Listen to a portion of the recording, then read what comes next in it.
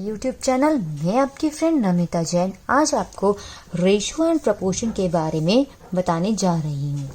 तो सबसे पहले हम ये पढ़ेंगे रेशियो क्या होता है। Ratio is the comparison of two same quantities.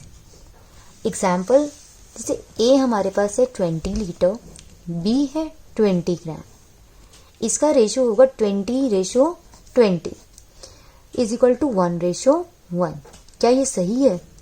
नहीं, ये सही नहीं है, क्योंकि अभी हमने ऊपर पढ़ा ratio is the comparison of two same quantities, लेकिन हमने यहाँ पे देखा कि ये एक लीटर है और ये हमारे पास ग्राम है। इनकी जो यूनिट्स है वो क्या है? डिफरेंट है। ये हमारे पास सेम नहीं है। तो रेशियो के लिए हमारे पास क्या होना चाहिए? क्वांटिटीज या फिर यूनिट्स क्या होनी चाहिए? सेम होनी चाहिए, तभी हमारा आंसर जो है 1:1 वैलिड होगा, अदरवाइज हमारा वैलिड नहीं होगा। एग्जाम्पल नंबर 2 देख लेते हैं, जिसमें ए है हमारे पास 50 ईयर, बी है 50 kg। इसमें भी आप देख सकते हैं इन दोनों की यूनिट क्या है? डिफरेंट है। अगर हमारे पास यूनिट्स डिफरेंट है तो क्या इसका रेशियो निकलेगा? नहीं, क्योंकि ये सबसे ज्यादा इंपॉर्टेंट पॉइंट है इसके अंदर कि रेशियो के अंदर हमारे पास यूनिट क्या होनी चाहिए? सेम होनी चाहिए। रेशियो को हम जो डिनोट करते हैं वो हम डिवाइड के साइन से, इसको हम कहते हैं डिवाइड के साइन से डोनेट करते हैं। और प्रपोर्शन को जो हम करते हैं वो हम करते हैं इक्वल टू के साइन से। तो यहां पर आप देख सकते हैं A/B is equal to C/D। ए को हम कहते हैं फर्स्ट प्रपोर्शन, बी को कहते हैं सेकेंड प्रपोर्शन, सी को कहते हैं थर्ड प्रपोर्शन और डी को कहते हैं हम फोर्थ प्रपोर्शन।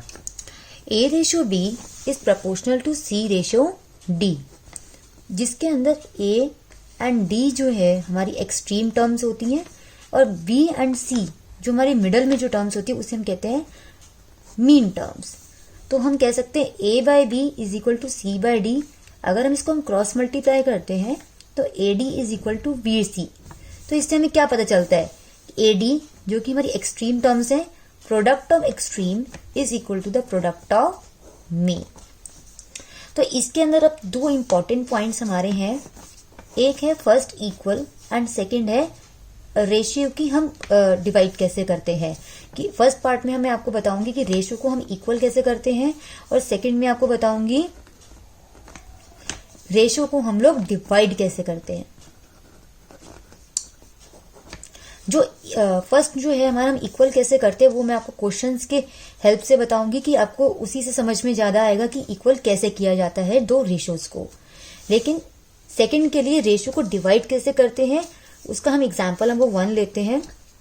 इसमें आपको दे रखा है A+B is equal to 50, A/B is equal to 2:3। इसमें आपको बताना है A और B की वैल्यू क्या होगी, कि मीन्स रेशियो को कैसे डिवाइड करा हुआ है। इसके अंदर आप देख सकते हैं कि A/B अगर हम इनका सम ऑफ रेशियोज करें 2:3 इज इक्वल टू 5। 5 हमारा किसके बराबर है? 50 के। तो अगर 5 50 के बराबर है तो एक कितने के बराबर होगा? 50/5 के। तो हमारा आंसर आ जाएगा 10। अगर एक की वैल्यू 10 है तो 2 की वैल्यू कितनी होगी? 10 इंटू 2 20 और 3 की वैल्यू कितनी होगी? 10 इंटू 3 30। तो हमने रेशियो को कैसे डिवाइड करा? 20 ए की वैल्यू और बी की वैल्यू 30।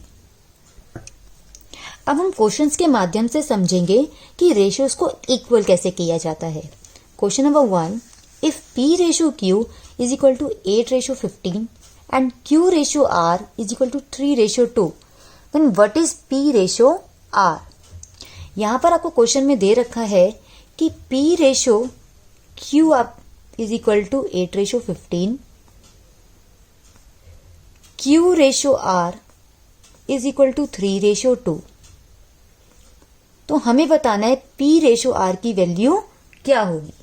सबसे पहले इस क्वेश्चन के अंदर हम ये देखेंगे कि P/Q और यहाँ पे Q/R ये हमारी क्या है?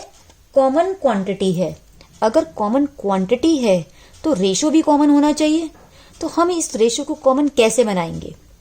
रेशो को कॉमन बनाने के लिए सबसे पहले हम यहाँ पर उल्टा n बनाएंगे। जब उल्टा n बनाएंगे तो रेशो को कॉमन बनाना है पहले तो हमें, क्योंकि क्वांटिटी को सेम बनाना है। तो सबसे पहले p एंड q की हम मल्टीप्लिकेशन करेंगे। फर्स्ट स्टेप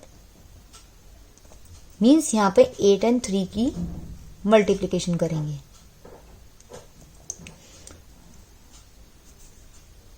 यहां पर हमारे पास आएगा p ratio q ratio r की वैल्यू जो भी आएगी। तो 8 3 जा 24, ये हमारे पास आया p की वैल्यू। अब सेकंड स्टेप में q को मल्टीप्लाई करेंगे। यहां से देखेंगे q और q, तो आएगा 3 15 जा 45। थर्ड स्टेप में q और r की मल्टीप्लिकेशन करेंगे। तो यहां से देख लेते हैं 15 और 2 की, तो 15 2 जा 30। ये हमारे पास आ गया p ratio q ratio r is equal to 24 ratio 45 ratio 30। p की वैल्यू हो गई 24, q की वैल्यू हो गई 45, r की वैल्यू हो गई 30। लेकिन हमें क्वेश्चन में क्या पूछा है, p रेशो r पूछा है। So p ratio r is equal to 24 ratio 30। और अगर हम इसे तोड़ेंगे तो कितना आ जाएगा हमारे पास answer, 4 ratio 5। So option number A is the correct answer. इसी तरीके का हम एक और क्वेश्चन करेंगे, question number 2। If a ratio b is equal to 7 ratio 9 and b ratio c is equal to 5 ratio 7, then what is a ratio c? इसमें आपको दे रखा है a रेशो b की वैल्यू है 7 रेशो 9, b रेशो c की value है 5 ratio 7। हमें a ratio c की वैल्यू निकालनी है। तो हम सबसे पहले क्या है, इसमें b एक कॉमन क्वांटिटी है तो इसका हमें रेशो भी कॉमन बनाना पड़ेगा। तो उसके लिए हम सबसे पहले क्या बनाएंगे, उल्टा n बनाएंगे। तो सबसे पहले a और b को मल्टीप्लाई, यही मैंने आपको फर्स्ट वाले क्वेश्चन में भी बताया था। तो यहां से इसको मल्टीप्लाई करेंगे तो क्या आएगा, a ratio b ratio c is equal to 35 ratio. अब b एंड b को मल्टीप्लाई करेंगे और यहां से 5 एंड 9 को मल्टीप्लाई करेंगे। 5 9 जा 45। देन थर्ड स्टेप में b एंड c को मल्टीप्लाई करेंगे और यहां से 9 एंड 7 को मल्टीप्लाई करेंगे।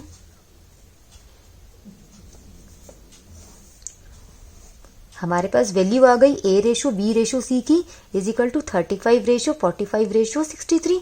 तो हमें लेकिन निकालना क्या है, a रेशो c की वैल्यू। यहां पर a की वैल्यू है 35 एंड c की वैल्यू है 63। a ratio c is equal to 35 ratio 63। अब हम इसे तोड़ेंगे तो हमारे पास आंसर आ जाएगा 5 ratio 9। So A is the correct answer. अब हम चलेंगे क्वेश्चन नंबर 3 पे। क्वेश्चन है आपका, if A ratio B is equal to 3 ratio 4, B ratio C is equal to 5 ratio 7, C ratio D is equal to 8 ratio 9, then A ratio D आपको find out करना है कि वो क्या होगा। तो सबसे पहले हम लिख लेते हैं ए रेशो बी की value is equal to 3 ratio 4, B ratio C की value is equal to 5 ratio 7, C ratio D की value is equal to 8 ratio 9।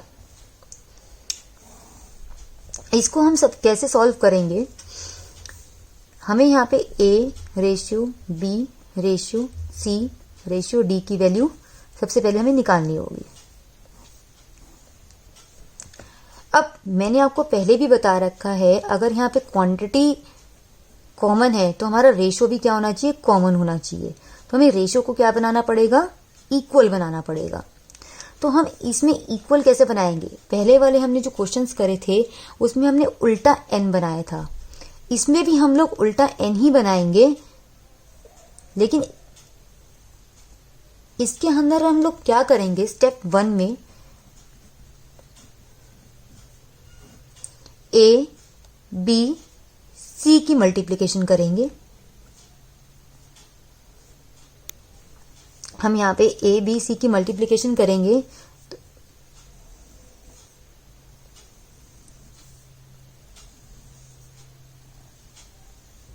तो हमारा आंसर आएगा यहाँ पे 120 ratio. Step 2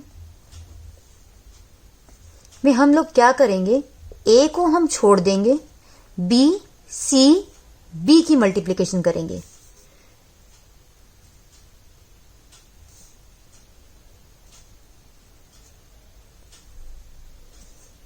b c b की मल्टीप्लिकेशन, तो यहां पे हमारा क्या होगा, 5 8 और 4 की मल्टीप्लिकेशन करेंगे तो हमारा इसका आंसर आएगा 160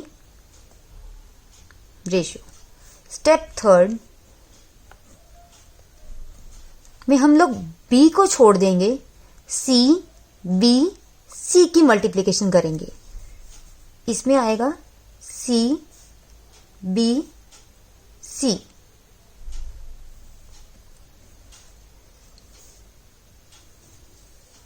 तो यहां से हम देखेंगे c b c की मल्टीप्लिकेशन करेंगे, 8 4 7, तो हमारा आंसर आएगा इसको मल्टीप्लिकेशन करने पे 224 रेशियो।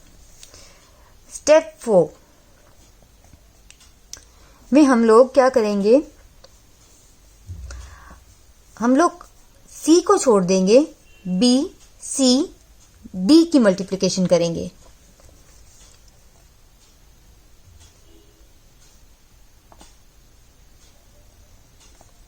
b c d, तो यहां पे हमारा b c d हमारे पास यही है, तो यहां से 4 7 एंड 9 की मल्टीप्लिकेशन करेंगे तो हमारा आंसर आएगा 252। तो ये तो हमारे पास रेशियो आ गई, A ratio B ratio C ratio D की वैल्यू हमारे पास ये आ गई। लेकिन हमें क्वेश्चन में क्या पूछा था, ए रेशियो डी की वैल्यू। तो ए रेशियो डी की वैल्यू हमारे पास क्या आएगी, 120 रेशियो 252। अगर हम इसको तोड़ेंगे तो हमारा आंसर क्या आ जाएगा, 10 रेशियो। अब हम इसको तोड़ेंगे तो हमारा आंसर आएगा 10 ratio 21। So C is the correct answer. अगर आपको मेरा ये वीडियो पसंद आया हो तो इसे लाइक और सब्सक्राइब करना ना भूलें। अब हम मिलेंगे अपनी नेक्स्ट वीडियो में, तब तक के लिए शुभ रात्रि।